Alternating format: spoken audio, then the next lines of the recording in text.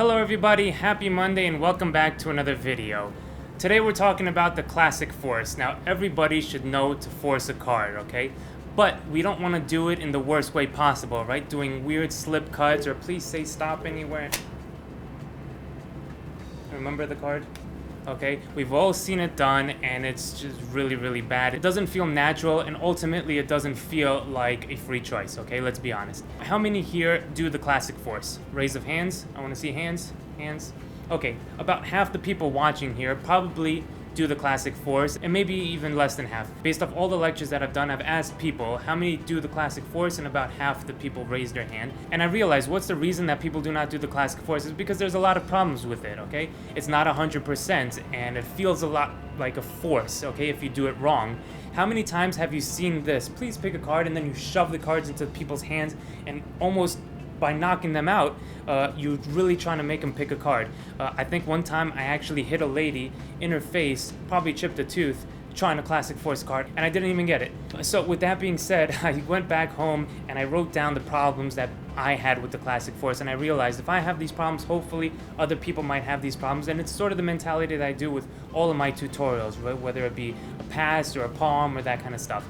So I write down the problems. What are the problems with the move, and then how do we solve each of them step by step? And it's these steps that when put together make a good sleight, a good routine. So you always have to worry about things individually for the whole to make sense, to be good. So I urge you right now while you're watching this video, what are some of the problems that you've had with the classic force? Let's go over some of mine and see how we can fix them.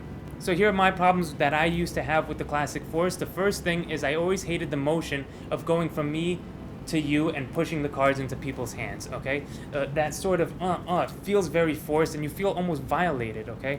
And I know because I've seen it done and I've seen magicians really just go and then spread right open and push that card into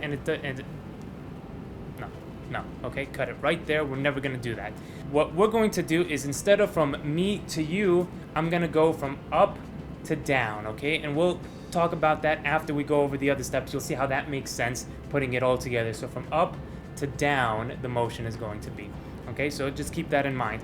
The second thing that I hated is that all the time I would never know if I got the classic force or not, and I always have to do one of these things. So just imagine you have a break, okay?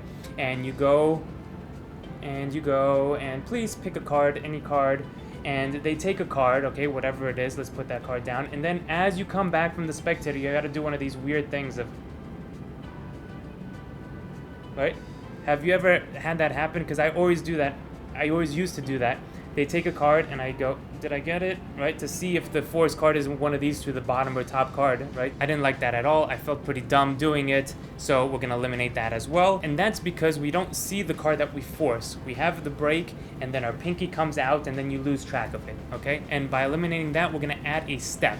Now, David Williamson talked a little bit about how he uses a step in his classic force. In the last video, mine is a little bit differently, and mine is based off of a technique that Magic Ballet uses, so props to him. And the last thing that I couldn't get over with the classic force, and I'm sure so many people have this problem, is when you go, please pick a card, this little spectators, those sneaky bastards, would go with all their fingers and start moving the cards around like they own the show, and they take the top card, the bottom, I want to take the second from bottom card, okay? It's because we give them the ability to move with all these fingers, right? They're trying to do a piano dance on top of your lovely spread when all you want to do is force a card, and they start moving cards around and everything. So we want to eliminate that constraint there, their choice, without seeming restrictive in their choice, right? Basically, this is how we're going to do it. And we're going to do that just with a different vocabulary that we use. So instead of saying, please pick a card, which if anybody knows me and the type of magic I do, I hate that saying anyway. Please take a card. Please pick a card.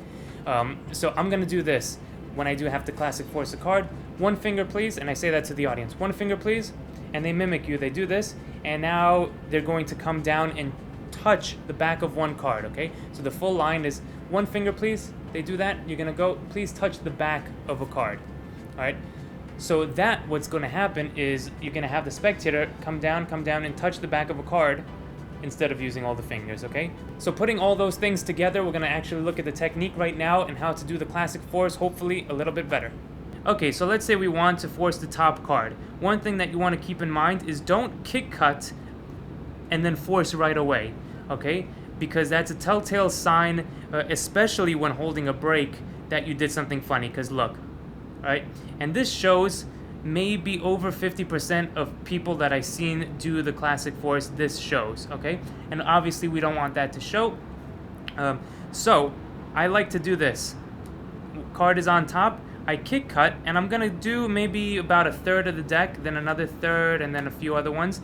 And now from here, holding a brake, I'm gonna move into a step. Alright, now this is gonna be exaggerated for the camera, but I'm gonna move into a step. Now from a step, I'm going to hold and tilt up. And this is my starting position of the cards, okay? So I'm going to do this and then come down to force the card. That's the motion that we're going to try to get, okay? From up to down. Now, the way that this is gonna work, putting all the things that I just talked about together, is the following. Here's the top card, I kick cut, maybe more. Now from the break, because we don't want to break, I'm gonna do a step, just literally nothing fancy to it. I just kick this over, and that's about it, just so you can see the card, okay? So that's step number one, you want to see the card. I'm gonna hold it up just like this, and I'm gonna start to spread. As I start to spread, I go, one finger please. I tell the spectator, one finger. They mimic this action, and then I go, please touch the back of a card. So now I see the card the whole time. I'm going from up to down, and the line, please touch the back of a card, is very important, because look what happens. If I'm doing this and I say please touch the back of a card, they're not gonna reach their hand around, right? It's really awkward to reach their hand around and try to touch the back of a card right now. They're gonna wait, and they're gonna wait, and as I come down, I see their fingers coming down. As I come down, that's when I get to the position here. Let's turn it face up so you can see. That's where I get to the position of where the card is. One finger, please. Please touch the back of a card. And I wait. As I come down, their hand comes down. As I come down more, their hand comes down. And they touch. All right, you time it. The timing is that much better. And I just push it in front of their and they take it out just like that. Okay? So again, sort of behind the scenes. Cut. Break. Step. I can see it tilt up. One finger please, they do so, and go ahead, touch the back of a card. As their hand comes down, your hand comes down, and you guys meet. You push that forward, they grab that card, they take a look at it, you go, did you get the two of diamonds? And they're like, what the hell, how'd you know? And I go, Alex Pandrea taught me how to classic force. What?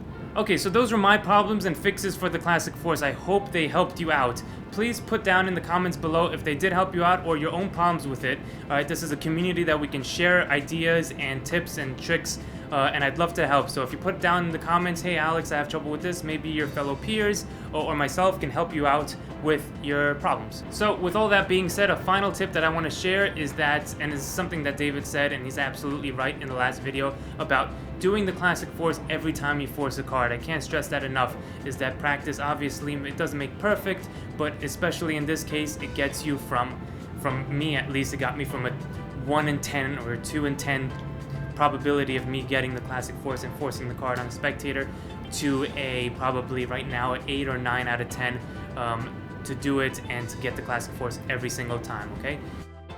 Alright guys, go out there and force yourself on someone.